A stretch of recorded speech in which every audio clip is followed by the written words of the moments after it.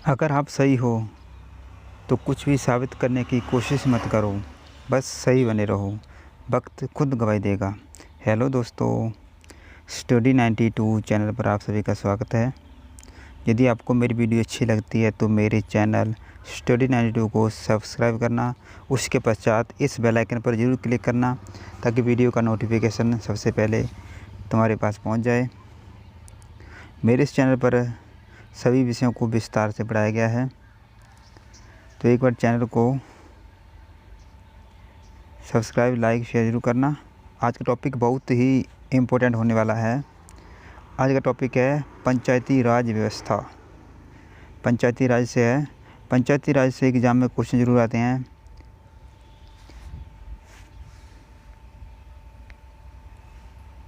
तो चलिए शुरू करते हैं और देखते हैं आज के क्वेश्चन से। इससे पहले आप चैनल को सब्सक्राइब जरूर करना, क्योंकि इसमें मैं आपको जो से ये वीडियो है इसमें हैंड रिटन नोट है, मैंने खुद इनको तैयार किए हैं। इसमें देखेंगे पंचायती राज किस अनुच्छेद में है, कौन से भाग में है, कब लागू हुआ, कितनी समितियां हैं, इनसे क्वेश्चन पक्के बनते हैं एग्ज़ाम में। तो ग्राम सचिव का यदि आपका एग्ज़ाम है या ऐसा कोई भी एग्ज़ाम है जिसमें ग्राम पंचायत से संबंधित कोई भी क्वेश्चन आते हैं तो उसके लिए बहुत ही इंपॉर्टेंट है। इससे बाहर क्वेश्चन नहीं आने वाले हैं। ज़्यादा विस्तार से पढ़ने की ज़रूरत नहीं है, जितना इसमें कराया गया उतना ही आप कर लो, बस आपके एग्ज़ाम में 2-4 क्वेश्चन पक्के बन जाएंगे। तो चलिए शुरू करते हैं। तो देखते हैं दोस्तों, पंचायत राज व्यवस्था। थोड़ी राइटिंग तो ज़रूर सही नहीं है मेरी, तो कोई बात नहीं, मैं आपको समझाने की कोशिश करूँगा, तो आप देख लेना। तो शुरू करते हैं। देखो, पंचायत राज व्यवस्था, इसका वर्णन भारतीय संविधान के भाग 9 में किया गया है। अनुच्छेद 243 कै से लेकर न तक, ठीक है दोस्त, यानी कै से लेकर न तक इसका वर्णन किया गया है। एग्जाम पूछा जाता है कि पंचायत राज व्यवस्था का जो पंचायत राज व्यवस्था है वह किस भाग में है, तो इस संविधान के 9वें भाग में है। ये तो एक क्वेश्चन आपका बन गया। कहाँ से लेके किस अनुच्छेद तक है, तो यह है 243 यानी 243 क से न तक। दूसरा क्वेश्चन ये बन गया आपका, ठीक है। देखते हैं नेक्स्ट है इसमें, एक मिनट। नेक्स्ट है पंचायती राज व्यवस्था किस अनुसूची में है, तो जो है 11वीं अनुसूची में। वेरी इंपॉर्टेंट क्वेश्चन है, इसको आप रट्टा लगा लो बिल्कुल। एग्ज़ाम में ये कई बार आया हुआ है। अभी हरियाणा पुलिस का एग्ज़ाम हुआ था ये कल ही हुआ था 26 सितंबर को, तो इसमें ये क्वेश्चन आया था। ग्राम पंचायतों का गठन किस अनुच्छेद में है, तो ये है अनुच्छेद 40 में। Very important.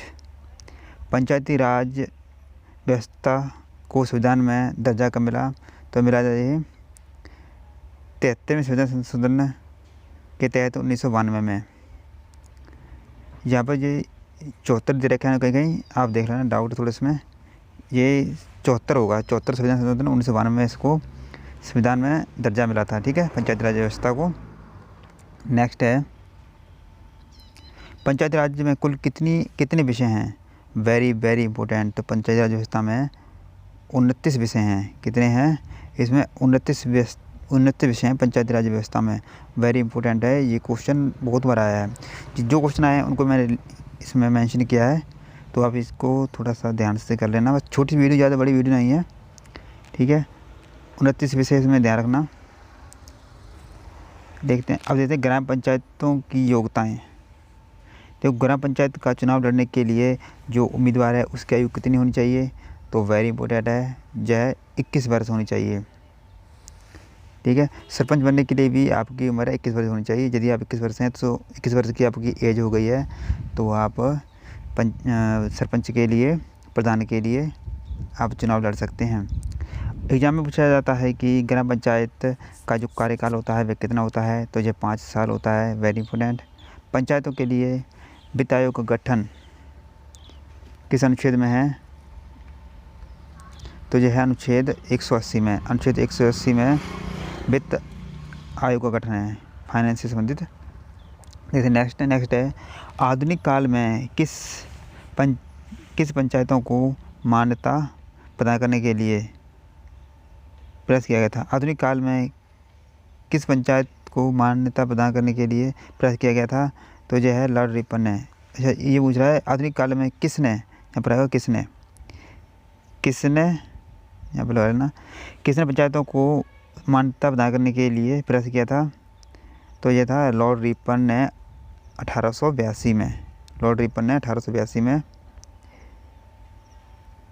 एग्जाम पूछा था कि किसने पंचायती राज व्यवस्था का विरोध किया था? इसमें विरोध भी किया गया था। तो ये क्या, डॉक्टर भीमराव अम्बेडकर ने पंचायती राज व्यवस्था का विरोध किया था। वो मानते थे कि यदि पंचायती राज व्यवस्था लागू हो गई तो उसमें गुटबंदी हो जाएगी और जो उसमें जाति पात भी हो जाएगा, ठीक है, पार्टीगिरी इसमें चलेगी। इस कारण वे इसका विरोध मानते थे।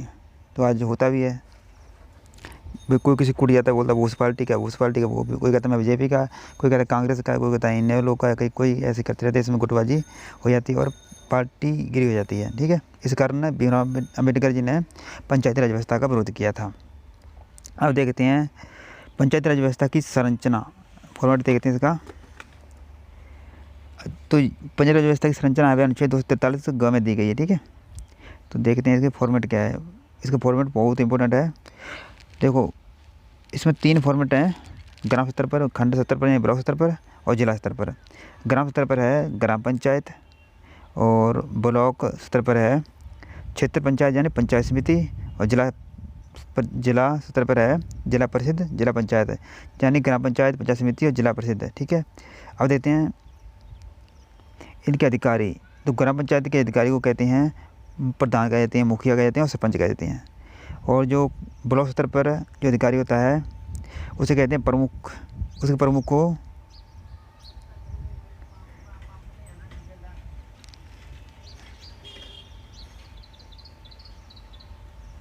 और जिला स्तर पर जो जिला परिषद का होता है उसे कहते हैं अध्यक्ष, चेयरमैन कह देते हैं। ब्लॉक स्तर पर उसे प्रमुख कहते हैं, ठीक है। तो जोन से जिला परिषद, जिला पंचायत का जो अधिकारी होता है उसे अध्यक्ष कहते हैं, चेयरमैन कह देते हैं। अब देखते हैं इनका निर्वाचन। देखो, ग्राम स्तर पर जो निर्वाचन होता है वह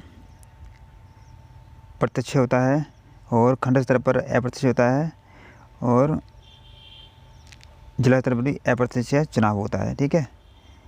यानी जो से सरपंच के पद के लिए चुनाव होता है वह डायरेक्ट होता है और ब्लॉक स्तर पर और जिला स्तर पर इनडायरेक्ट चुनाव होता है, ठीक है। अब देखते हैं नेक्स्ट और क्वेश्चन है इसमें। देखो, पंचायतों को स्थान दिया है। तो अनुच्छेद 40 के अंतर्गत नीति निर्देशक तत्व के अंतर्गत पंचायतों को स्थान दिया गया है। पंचायतों को स्थान दिया गया है अनुच्छेद 40 के अंतर्गत, नीति निर्देशक सिद्धांत के अंतर्गत, ठीक है। नीति निर्देशक तत्व के अंतर्गत इनको स्थान दिया गया है अनुच्छेद 40 में। कानून बनाने का अधिकार है विधानमंडलों का है। कानून बनाने का अधिकार है वह विधानमंडलों के पास है। भारत में पंचायत राज व्यवस्था लागू हुई थी तो 2 अक्टूबर 1859 को सबसे पहले राजस्थान के नागौर जिले में पंचायती राज व्यवस्था लागू हुई थी। 2 अक्टूबर 1959 को। बहुत इंपॉर्टेंट है जी। पंडित जवाहरलाल नेहरू ने किसकी नींव रखी थी? यानी पंडित जवाहरलाल नेहरू ने ही पंचायत राज व्यवस्था की नींव रखी थी, ठीक है। एग्जाम में पूछा जाता है कि पंचायत राज व्यवस्था की सबसे पहले नींव किसने रखी थी? तो पंडित जवाहरलाल नेहरू ने पंचायती राज व्यवस्था की नींव रखी थी। दूसरा राज्य है जिसने पंचायत व्यवस्था को लागू किया था तो वो तो 11 अक्टूबर 1959 को आंध्र प्रदेश ने, यानी आंध्र प्रदेश ने दूसरी बार राज्य यानी सेकंड टाइम राज्य व्यवस्था लागू की थी। यानी फर्स्ट टाइम की थी राजस्थान ने और दूसरी बार ही आंध्र प्रदेश ने राज्य व्यवस्था लागू की थी 11 अक्टूबर 1959 को। यानी राजस्थान पहला राज्य है जिसने पंचायती राज व्यवस्था लागू किया था और दूसरा राज्य आंध्र प्रदेश है 11 अक्टूबर 1959 को, ठीक है। भारत में पंचायत राज व्यवस्था लागू कराने की सिफारिश किसने की थी? भारत में पंचायती राज व्यवस्था लागू करवाने की सिफारिश किसने की थी? तो यह की थी बलवंत राय मेहता समिति ने, ठीक है, बलवंत मेहता राय ने 1907 1957 में। किसने किस पर की थी? बलवंत राय मेहता ने 1957 में। ये डेट याद रखना ना, 1957 में की थी उन्होंने। एग्जाम में आती है डेट ये। नेक्स्ट है पंचायती राज व्यवस्था किसका भाग है? तो जो है राज्य सूची का भाग है। ठीक है, 3 प्रकार सूची होती हैं। एक होती है संघ सूची। कौन सी होती है? एक होती है संघ सूची, फर्स्ट है, और दूसरी होती है समवर्ती सूची। कौन सी? समवर्ती सूची होती है। ठीक है, और तीसरी होती है राज्य सूची। तो संघ सूची में नियम बनाने का अधिकार होता है, वह सेंटर का होता है। ठीक है, वह होता है सेंटर का होता है, यानी सेंटर का होता है। और समवर्ती सूची में नियम बनाने का अधिकार राज्य और सेंटर दोनों का होता है, यानी स्टेट और सेंटर दोनों का होता है। दोबारा बता देते हैं, एक मिनट। फर्स्ट होती है संघ सूची, दूसरी होती है समवर्ती सूची। कौन सी होती है? समवर्ती सूची। और तीसरी होती है राज्य सूची। राज्य सूची होती है। ठीक है, संघ सूची में नियम बनाने का अधिकार किसका होता है? तो ये होता है सेंटर का होता है। और समवर्ती में सेंटर और स्टेट और सेंटर दोनों का होता है। और राज्य सूची में केवल स्टेट का नियम बनाने का अधिकार होता है। ठीक है,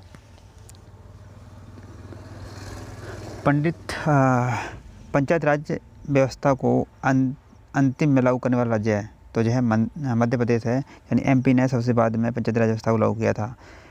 4 स्तरीय पंचायत व्यवस्था है। तो 4 स्तरीय राज्य व्यवस्था है पश्चिम बंगाल में। 4 स्तरीय राज्य व्यवस्था है। पंचायत राज व्यवस्था में सबसे पहले ईवीएम का किसने प्रयोग किया था? तो ये किया था हरियाणा ने। जय द्विस्तरीय व्यवस्था है। जो पंचायती राज है द्विस्तरीय व्यवस्था है। देखते हैं जी, लास्ट रह गया बस। अब यहाँ से एग्जाम में कई बार क्वेश्चन आए हैं, ये आप ध्यान रखना। ये हैं पंचायती राज व्यवस्था की समितियाँ, इनकी जो कमेटी समितियाँ, उनके बारे में कई बार एग्जाम में आया है। तो देखो, जो पहली समिति है वह है बलवंत राय मेहता समिति। ठीक है, तो इसे कब लागू किया गया था? तो पंचायत बलवंत राय मेहता समिति को 1957 में लागू किया गया था। ठीक है, इसने पंचायती राज व्यवस्था को लागू करवाने की सिफारिश की थी। इसे लोकतांत्रिक और विकेंद्रीकृत का नाम दिया था। बलवंत राय मेहता समिति ने इसे पंचायती राज व्यवस्था को लागू करवाने की सिफारिश की थी। ठीक है, इतना याद रखना, इसको आप रखना, इसकी डेट जरूर याद रखना। ठीक है, दूसरा है अशोक मेहता समिति, जो 1977 में लागू हुई थी। इसने पंचायती राज व्यवस्था को त्रिस्तरीय ढांचे के स्थान पर द्विस्तरीय ढांचे को बनाने की मांग की थी। बोला ये 3 स्तरीय नहीं बल्कि 2 स्तरीय इसको होना चाहिए, पर इसे लागू नहीं किया गया था। ठीक है, क्योंकि इसे 3 स्तरीय लागू है आजकल। तीसरी समिति है राव समिति, तो जो 1985 में आई थी। इसने पंचायती राज व्यवस्था को 4 स्तरीय प्रणाली व्यवस्था को लागू करने की मांग की थी। राज समिति कह रही थी कि पंचायती व्यवस्था को 4 स्तरीय होना चाहिए। ठीक है, पर इसे भी लागू नहीं किया गया। इसने आरक्षण की मांग की, महिलाओं अनुसूचित जाति व जनजाति की मांग की थी। तीसरी है डॉक्टर एल एम सिंघवी 1987 में आई थी। इस समिति ने पंचायतों के विकास के लिए आर्थिक वित्तीय सहायता की मांग की थी। एल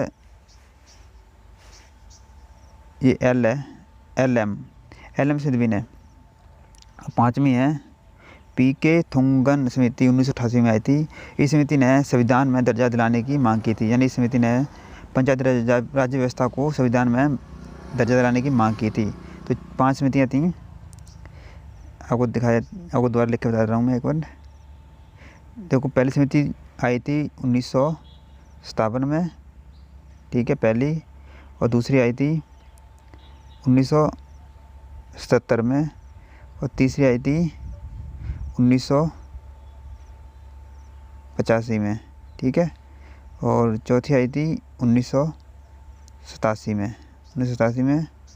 और जो पांचवी थी वह आई थी 1988 में, ठीक है।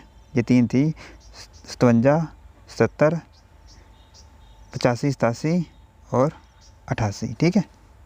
ये स्मृतियाँ थी। बस यहीं से एग्जाम में क्वेश्चन आएंगे, इससे बाहर कोई भी क्वेश्चन नहीं आने वाला। सो थैंक यू दोस्तों। इस छोटी सी वीडियो थी, 15-16 मिनट की वीडियो थी ये।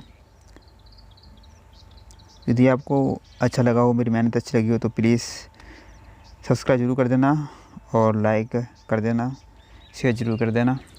तो मिलते हैं नेक्स्ट वीडियो में। आप प्ले लिस्ट में जाकर मेरी अदर वीडियो देख सकते हैं। तो मिलते हैं नेक्स्ट वीडियो में, तब तक के लिए जय हिंद, बाय, टेक केयर।